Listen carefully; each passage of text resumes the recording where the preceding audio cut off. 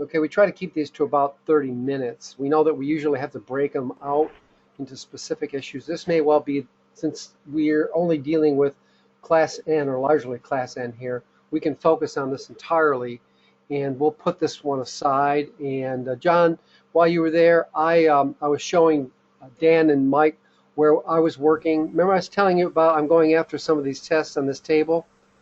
I And recall. so what you're seeing is you're seeing me mark it up, and I'll send this to you so you can see where we're at in some of these supervised circuits. So I think they want us to go look at this stuff, visual inspection every 6 months on a supervised circuit. And I think you and I are in general agreement that supervised circuits don't need to be looked at. Like tell us when they're Not wrong. on that frequency. Yeah, right. So Right. all this stuff is, and I don't want to insult Michael, but a lot of this stuff, so, a lot of this stuff annual makes sense to us. I get that. I get that. But there's some other weekly and monthly tests that we think are just simply what we call market making. So, all right, without belaboring the point, everybody knows how we feel about that. Let's cut over. Can I cut over to your screen, Dan? Yep. Okay, good. Make Dan Horon the presenter. Oops, I got to get you off mute. And make Dan. So you have to. So you have to say yes here somewhere. Okay. All right. Okay, Can you see sure. my screen now? Yep, it's your airplane, Dan. Okay. So basically, this is Michael actually wrote most of this. My original idea was just to take a section that talked about management issues regarding our new Class N Ethernet application, and my idea was to break it out into its own chapter to eventually have it grow.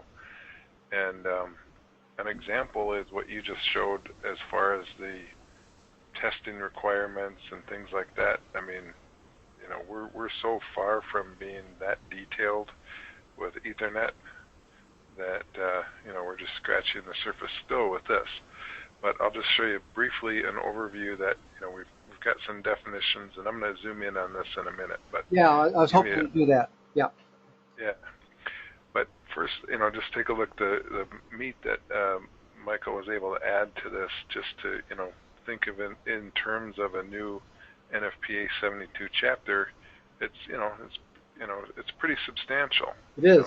Maintenance plan, and this is the stuff we are proposing to X out. That's already in another chapter, and then there's a substantiation. So it's only like replacing these two half pages with basically 5 pages of new, more detailed content. Have you shopped this, or So did you shop this around last cycle, or is this the first time the public is looking at this?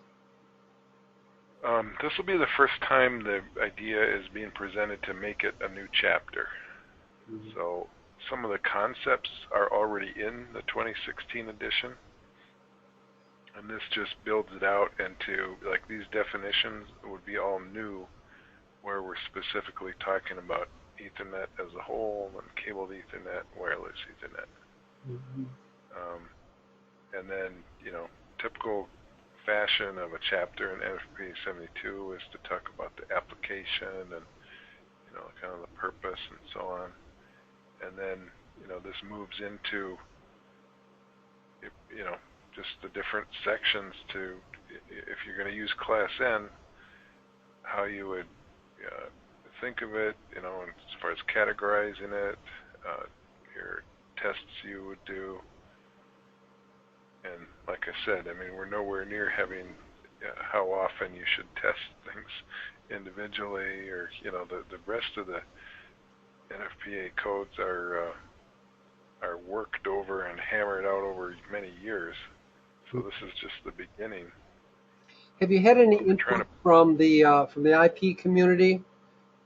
I ask that because we are trying to approach them in the appropriate fashion, and because effectively we're appropriating some of their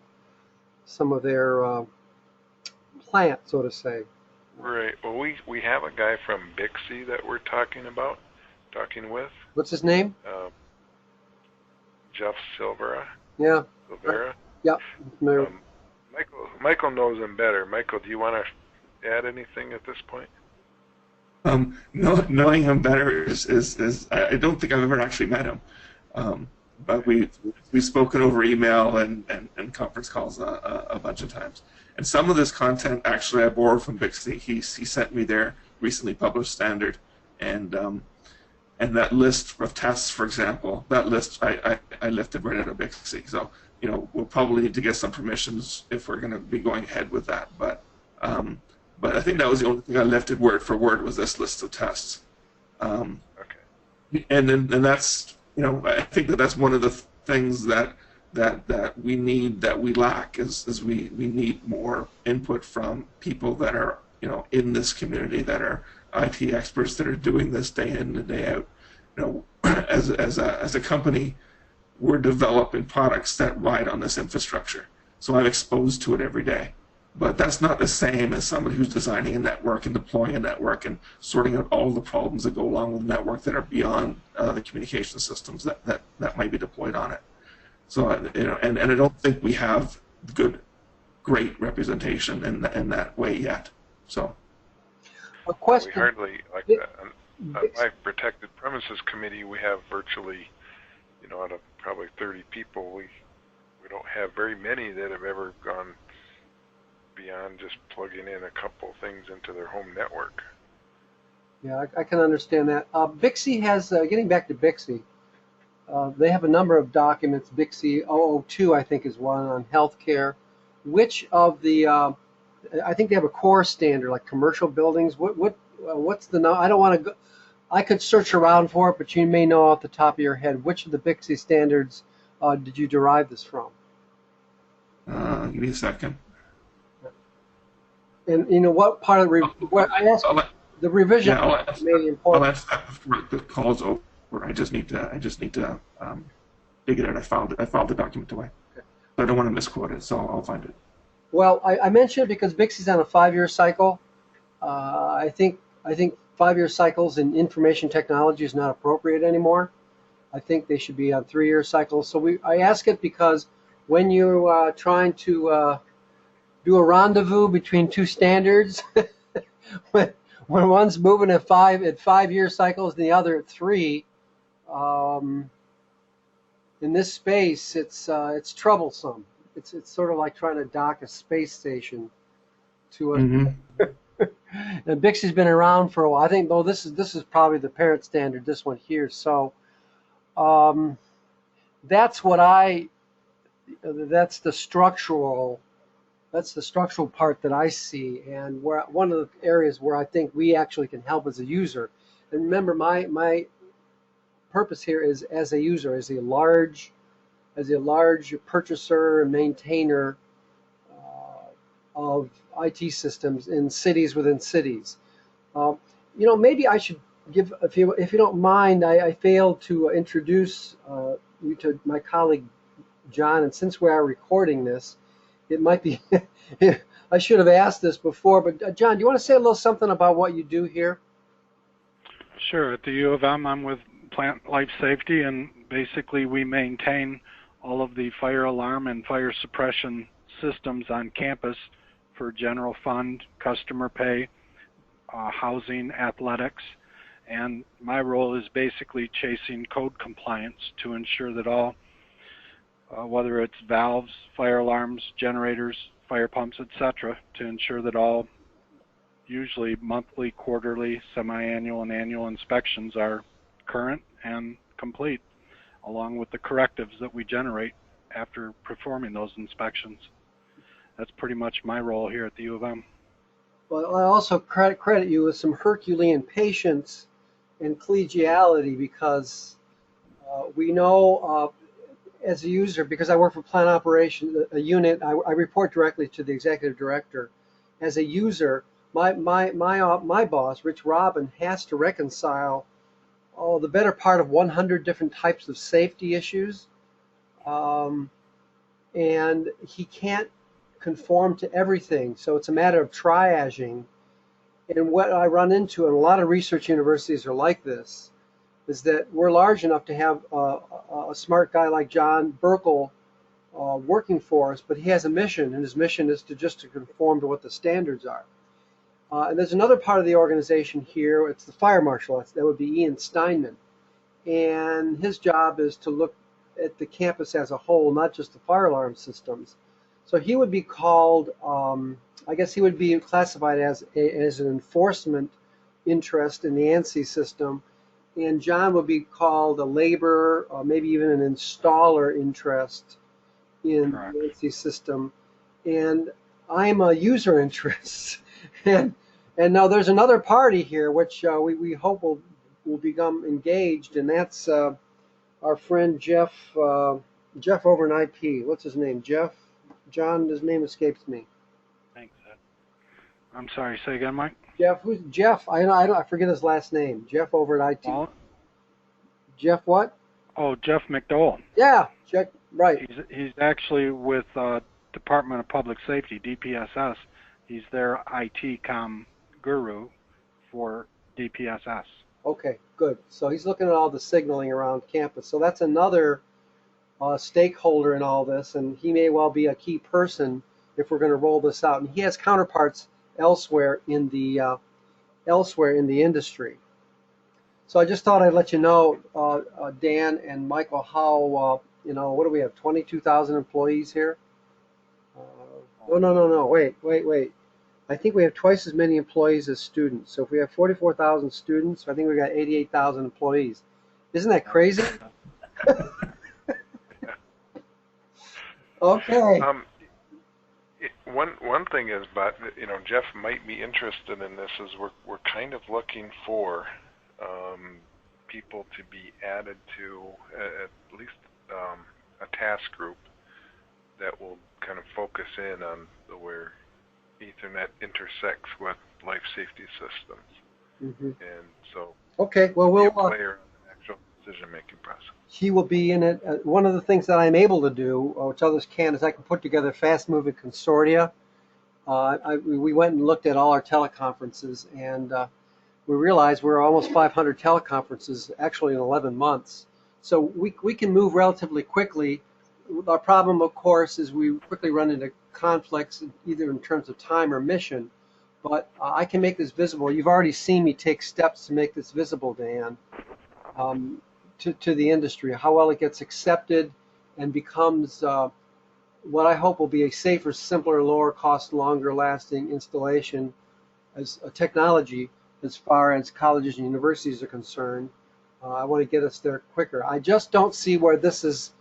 I just don't see how we can ignore all this IP, all this infrastructure in internet, and not use, at least partially, that the code allows for mass communication.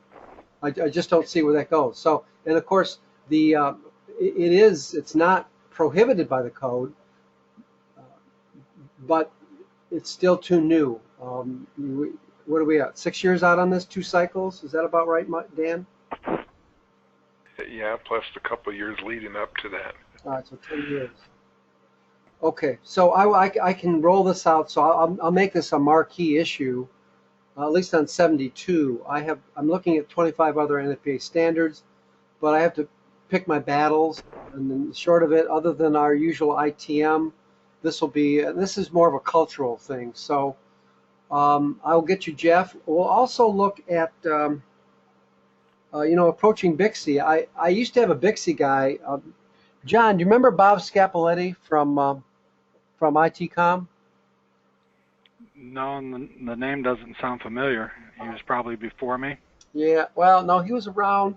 He used to work for Dan Jost up there in Arbor Lakes, and he just recently retired. I tried to get him interested in this. He was for a while. We actually marked up Bixby 002 for healthcare, but once the guys, I think he went through his grieving period of leaving U of M, and I know Bob well enough that once he started retiring fully, I think he started to really like it. So I was able to get some of his expertise while he wasn't sure whether he liked retirement. But since that time, I think he's gone into the wild blue yonder. Very knowledgeable guy, and he has people following him, and I'll try to engage with them, and we'll start to circulate this within U of M and try to see where all the the flashpoints might be. Have you seen, Dan or Michael, problems with the enforcement community on this? No, not at all. Yeah, not. I mean, to be honest, the way that things are right now, from my perspective, is there is a lot of mass notification that's being installed with no enforcement. So, the fact that there's a Class N reference in NFPA hasn't made a big impact yet. So from that perspective, companies, including companies like mine, are presenting solutions to customers, and those solutions kind of cover mass notification in different ways. And when those solutions make sense to customers, they're putting them in independently of evac systems and other listed systems that are regulated and are governed for compliance. Mm-hmm. By the way, the BICSI reference is NC BICSI 005-2016, and I think you're right. I think it is on a 5-year cycle. Yeah. Well, one of the structural problems with our industry also, at least as far as the leadership is concerned, is they tend to be very deferential to government and to flashy consultants. And there's also a lot of what I call consortia, a lot of fast-moving organizations that are essentially marketing organizations. And so faster than you can say lost luggage, there's going to be a website and a bunch of executive directors for a branding agency that will come along and say, to charm the presidents into doing this or that. We've seen them do this many times in my career, my 35-year career here. Nobody's a bad person. That's just their business. So I ask that, and I mention that only because if this is going to roll out and if this is an effective solution to some of our problems, and what I've seen of the CAD infographics material, it does. You're going to have to sell to a different crowd of people, and that would be the business officers. So we'll have to hire these as quickly as we can to the business officers, because they're the ones that will be releasing the funds, and they tend to run together. So more than a technical problem, if this is going to roll out and be efficient, there has to be a certain market driver for it. We understand that manufacturers, very often I speak derisively of manufacturers, not because they're not smart and innovative, but because I'm so overwhelmed by them. And Dan, you said as much yourself at the conference last week, is that the ability of manufacturers to build the cost of their advocacy, the big guys, Honeywell, Siemens, that crowd, to build that into their cost structure is problem, and especially for the user interest. So I guess I don't see a problem. I have a couple questions about what maintenance would look like here, and what does let's say we're concerned about hacking and other software, the things that can happen, the bad stuff that can happen on our computers here that we're interacting with, can also happen in a large mass notification. And I see you've advanced us to a certain section here. You want to talk a little bit about this, Dan? Yeah, basically, we're saying that it should have a management organization, and the concept is not new here. It's actually just part of what we're moving from a few little sections that were already in the 2016 edition. And it talks about having a management organization, but again, here we're trying to get a little more specific about what we're talking about. So basically it's saying that within, like say it was University of Michigan that wanted to have a life safety network, we're trying to say that you should have a management organization with the stakeholders involved, and so basically somebody's watching it, and it's not just something that people can come along and plug into and start downloading videos or whatever. Well, I like that level of specificity, because we've got that on college campuses with videos and music and such. So people aren't aware of software maintenance I think it's, well, not everybody's aware of software maintenance. So when I saw this, I said, I understand that when you're coming in a first draft, you need to be general. And if there were going to be any comment on our part or addition to this, I would like to make it recognizable to an industry like ours. And I don't quite know how to do that right now. I may just put something out there. So, for example, we have I think there's an associate vice president for communications, and he or she reports laterally to the vice president of security. Uh, how would they interact on the subject of maintenance of the IP network, given all the other cyber threats that we face? Well, but just to, I'll let Michael talk in a minute here, but my first reaction to that is, for most of this, they would probably say, we're already doing that. So, and that's kind of the hope. It's just to almost introduce the whole concept of networking into the NFPA code books, to bring it to mind that there are other people taking care of their systems, and it's not just the fire alarm people that really care. Okay, all right, I get that. Well, so now go ahead, Mike. The other aspect of this is it's quite gentle in terms of how it's being introduced into NFPA. I mean, the fundamental basis is to take a page out of history, which, the fire alarm network, I'm going to call it a network, the wires that go out and connect to all your devices. It's typically a closed network. And the same applies to a Class M network, unless you're able to get an organization that can put forward the kind of structure that could support a shared network where you're more prone to threats. So, a completely closed network has its advantages in terms of this. It's very difficult to hack a network you don't have physical access to. So there's a lot of simplifications that come into place when you have a closed network. But the open network, I talked to certain IT professionals, and they actually like the idea of a closed network for their emergency communication system. And then others, are completely opposed because it doesn't fit in with their fundamental design philosophies. And there's merit to both sides.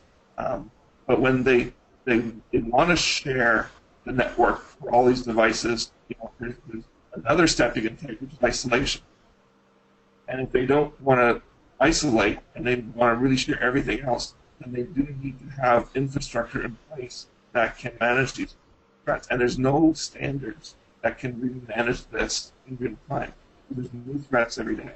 Okay. Yep. Another thing I have an organization that is tough. Sorry? One thing on that issue of a closed network is what I've noticed is that, these things are in for 5 years, and then all of a sudden, something breaks, and everybody realizes that, we can't even, all the software drivers are old, everything is so old that we can't even fix anything anymore unless we upgrade everything. See, that's why we would find the sort of the wire bound tradition of fire alarm techs. They can physically see it. It's a different type of a skill set if you're going to be somebody confirming a redundant path over the internet. Am I mistaken, John? I'm gonna let John speak a little bit. I mean, everybody in our shop, you just put your head above the ceiling plenum. You'll see a cable tray and see a bunch of red number 14s. It's easy to deal with. How would we maintain this? How would we train somebody? John Birkle? A lot goes into training, and the fiber would be in a protected environment, not just in the open cable trays. So the training isn't just the FAEs at that point. IT comm personnel have to know what those closed circuits are as well, and help with the security and the protection of them. There was a diagram that I recall, Dan, where you seem to show the boundaries of what the cabling might look like. And cabling, I'm referring to both fiber as well as copper wiring.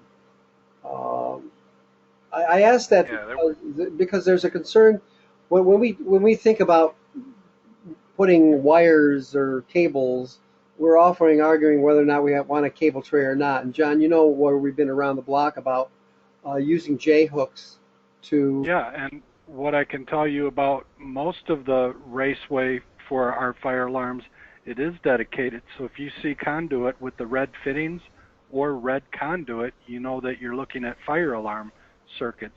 If you see the red jacketed cable in J hooks and nothing else permitted, no data cable, no access control or CCTV wiring along with it, you know that that's dedicated red jacketed fire alarm circuits up there. You don't find too many just buried in the cable tray with the other, huge number of multi-conductors for BAS, DDC control, CCTV, that type of stuff. You usually don't find it mixed in. They're in dedicated raceways. Mm-hmm. Michael, Dan, you want to respond to that? yeah. I mean, John would know more, physically about that. And I'll just add that what both of you are talking about is true. Is if you can physically see where all the To a certain extent, we tried to establish that even in this chapter. Where we're rooms that leak. You're breaking up a little bit, Michael. Could you repeat that, please? Sure. In here in this chapter 15, we're trying to do that at least at the equipment level.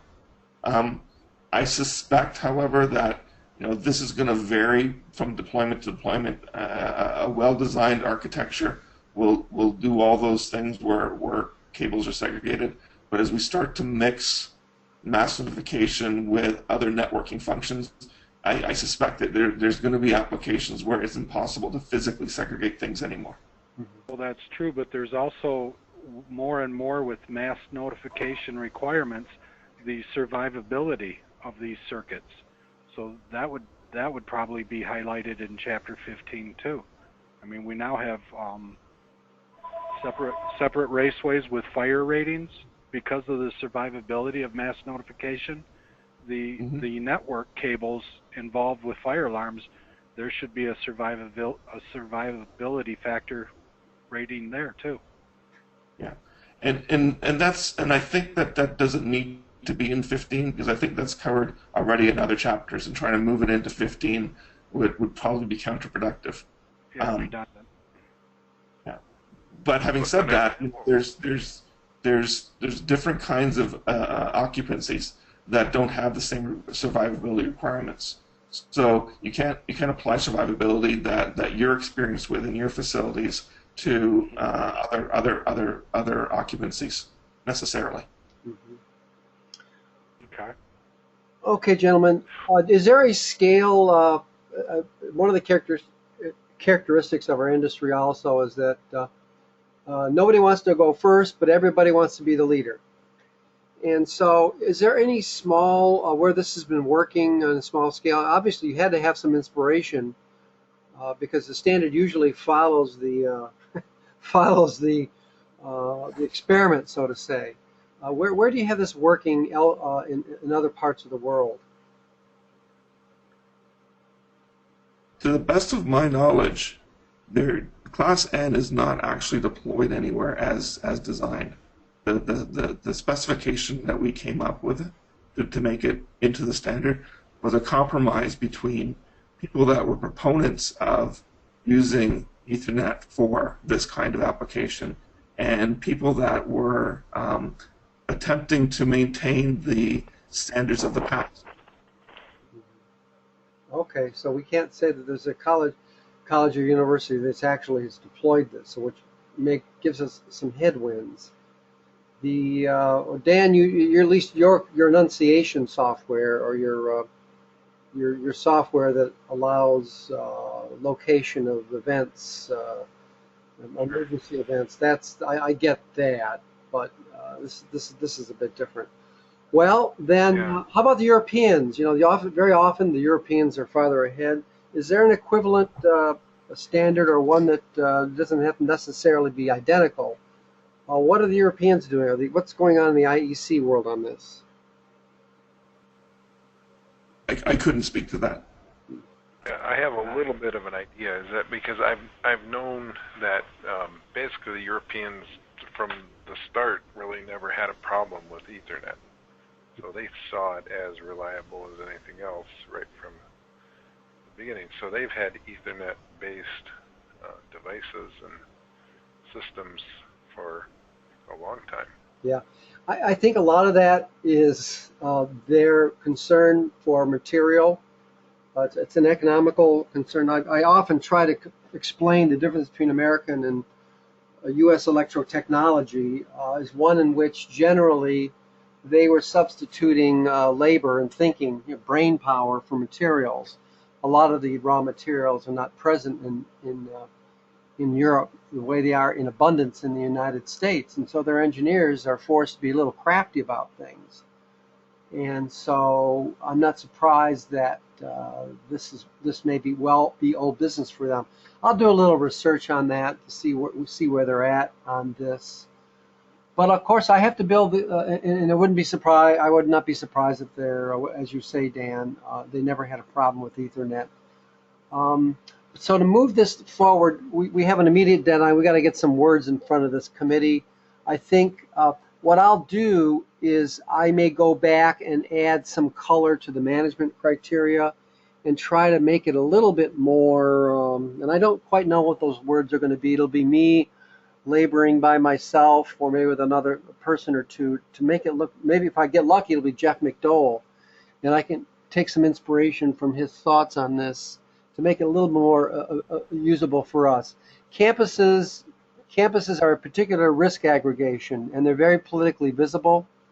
And I feel that we need to, John, this is my justification for raising this to a relatively high level, is that we're going to continue to see these colleges and universities, all the leadership is sort of falling all over each other to try to get a hold of this. And we really don't, we're going to have to patch together the best ideas from 10 or 20 different trade associations and distill from among them, or at least among consultants, what an efficacious path to deploying this.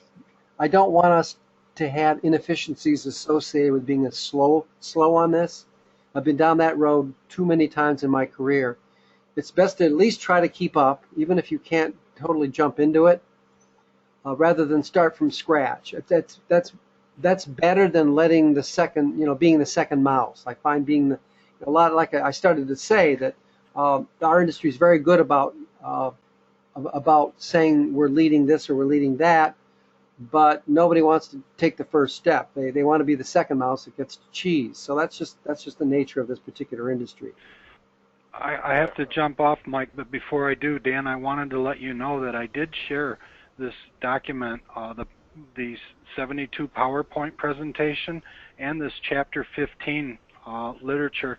I did share that amongst the fire alarm electricians here at the U of M, and I also forwarded this to Jeff McDowell.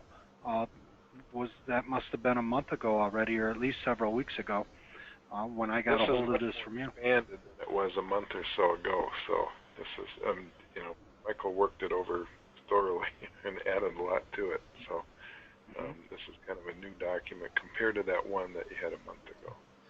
Okay, so we'll have to, that's how it is with us. We still have another 18 months ahead of the NITNAM phase of this, so it's not too late to get some ideas. I think, though, if you're anything like me, Dan and Michael, I'm writing code. I'm not going to break this teleconference off to show you about the 20 others that we're involved in. Most of the stuff is stuff we put out there before, but we've got a 29th. What do we have? A week now before the next deadline. Can I take the screen back, Dan? Sure. Mike, I got to jump off. Thanks, guys. Thanks very much for your time, John. I'll see you a little bit later.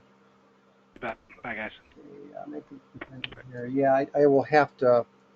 I've reached my time limit myself on this. So what I'll do is, obviously, I'll lift this up and put it on our website for others to access. I'll have to. Let's see how. It might be worthwhile seeing how many views. I won't do that right now. But in general, we get about 10 to 15, on average, we get 10 to 15 views on our video recordings, and some of them actually, I mean, often surprises me if you can see this. We had a presentation on office furniture and or how to clean healthcare. Thanks very much for your time, colleague. And we got 139 people out in the country interested in how to keep your hospital furniture clean. It always surprises me. So we've met our educational obligation here. So I expect, I don't want to lose sight of this. So every month we at least have the fire protection monthly teleconference. And Michael, I'll just roll you into that one. And it sounds to me like we'll try to get our guy, and then as long as it involves the standard, my discipline requires. My discipline requires. See, I have a certain claim to discipline. As long as I'm not in the education business, I'm there to write code and get votes. There's plenty of people out there that can talk about it. But I really want to focus on getting words on paper in front of ideas on paper in front of people, knowledgeable people, and so that they can actually drive it either into the regulations or to drive it into the market so it supports our economic goals. And that's all we do. We do that at our idea here is we need to move very fast. I would rather have heirs of action. I particularly encourage others to have even half-formed ideas. I find that a lot of half-formed ideas, if you come back at them again, they end up becoming fully formed. So that's just my particular philosophy, and it seems to work.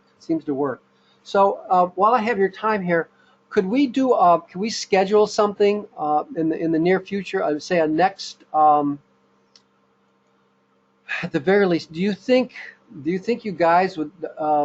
If I'm able to do another a teleconference with maybe one of the trade associations, and the one I'm thinking of is the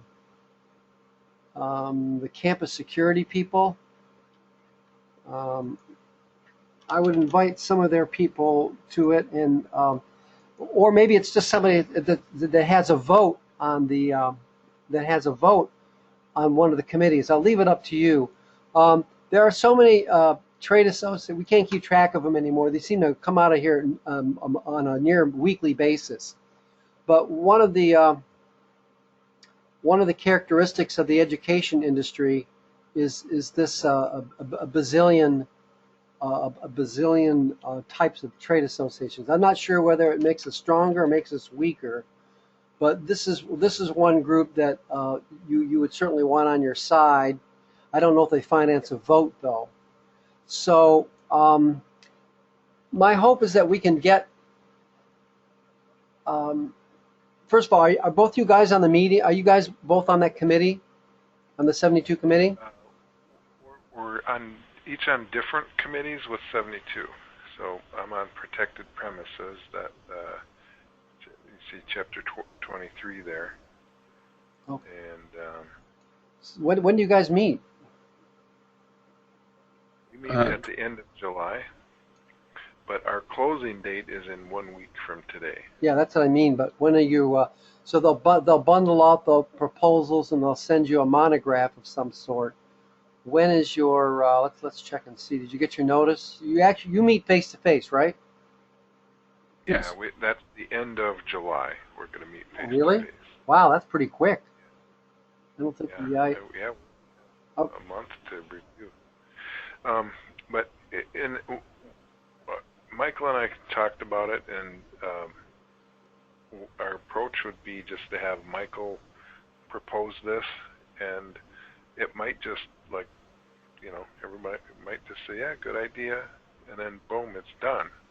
And then we have our new chapter, which is what we think is going to be the beginning of building out a lot of important stuff in the future, detail. No doubt about it. Yeah. Well, then, to be fair, it looks like our calendar is pretty well uh, crowded for July. Also, we're hitting a spate of a trade association of meetings, and it may be limited. But if I don't touch this every other week a little bit, we're going to lose momentum on it. So your meetings are right in here. I don't know if we can add anything meaningfully to it, other than maybe I want to identify somebody that I might know or somebody in our industry. Do we have somebody from an educational institution on the committees, Dan or Michael? I don't think so. Okay. Not on chapter 24 Okay. that I can recall. I want to put you through this. So the technical committee, I have to tell you, my computer is very slow today, and I'm looking to see who might be a user interest there with the same agenda as us. This is unusually slow, and I feel guilty holding up. I'll look it over and see if there's any like-minded person. How about on the other committees? Is there anybody? It seems to me, don't we have John Sadie over there from Stanford? I don't remember anybody from Stanford on that one. Okay, all right. There are a ton of NFPA committees that don't have anything to do with NFPA 72. Yeah. So we've got a user, so the Department of Energy. They may be an energy type, though. I'm looking at as you can see here, special expert. A lot of academic people are special experts. So GSA may be a like-minded. We find that our interests generally align. Same thing with Veterans Affairs. So you've got some good government people there. They're as broke as we are. So that's usually a good organizing principle. Yep. Yeah, well, I mean, there's no reason to not expect that you'd get value for your money. And that's, this is a way to get more value with less work. Michael, what committee are you on? Chapter 24, the second one down, emergency communications. Let's see who's there. How long have you been on that one? The last code cycle was my first. I was on it I joined just beginning of that one, so I'm starting my second cycle with that. Oh, Wayman Jackson. Okay, I know this guy. Then I want to try to draw him in to this. I know of him, so let me see if we can talk to him about. So he would be somebody who would be voting on this, right? Mm-hmm. This guy here. Actually, this particular thing, you know what? I'm not sure who would be voting on this.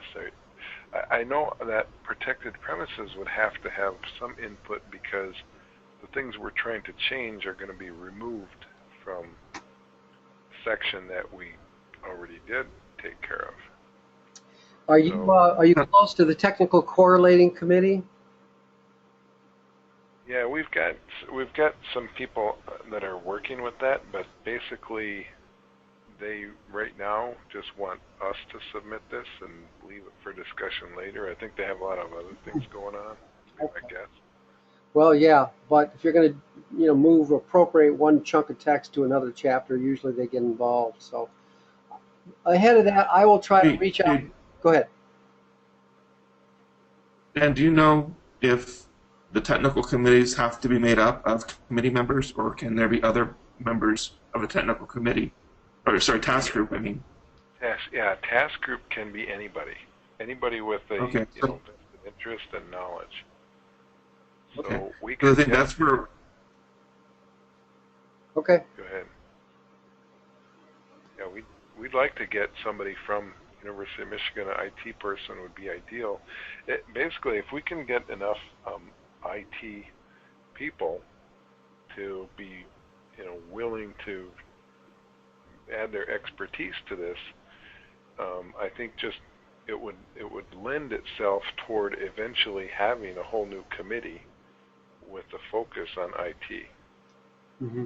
Yeah, I think that's the way it's going to go. But you've got the culture of the fire protection guys. It's a different, as you know, they just they think differently. But this is one of those convergent technologies, and we're just going to have to fight our way through it. At least we're working with NFPA on this.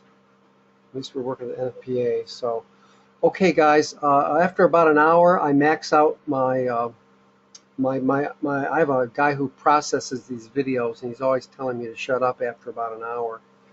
So we're going to have to down because we reached some limits. We like to stay below 100 megabytes, and there's a lot of text here. So, all right, you'll probably see some. Probably it's not going to be time to meet before the July teleconference, but before that, I will reach out to Wayman and to our Jack McDowell, and I'll check out. So this is my do list. Check out the IEC and where they are. Excuse me. With this at all. And then we'll pull it all together before your meeting in the end of July.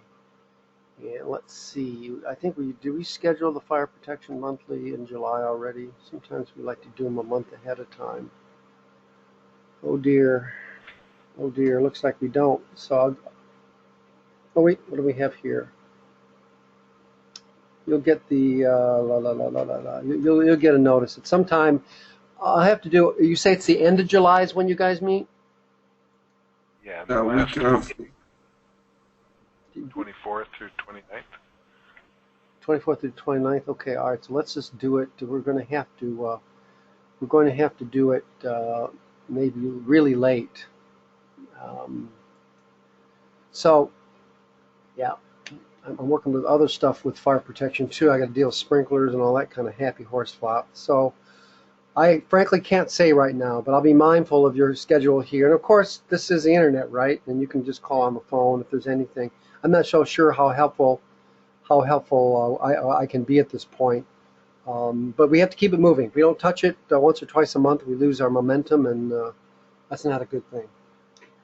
Anything else can I help you guys with? You've been very generous with your time and expertise. You're always welcome to do a blog post, by the way. I put this out for people if you want to write something. We get about 2,200 views per week. We get about 2,200 views per week. It's mostly me and Christine writing. We get about 3 or 4 other guest writers. But you are welcome. As you can see, we try to mix them up. We like our industry to see all the different standards developers. So if you if you either want to write or dictate something or do another PowerPoint, you're welcome to do that. My hope is that this can be at least a focal point for the education facilities industry. We're not trying to get in anybody else's line of work. It's just us. We got $300 billion to spend. That's plenty. Cool. Okay, thanks, guys. Enjoy your Thank you. enjoy your travels. Be safe. Again, thank you very much for your time and expertise. Okay. Yep. Thank you. Bye bye. Thanks. Bye-bye.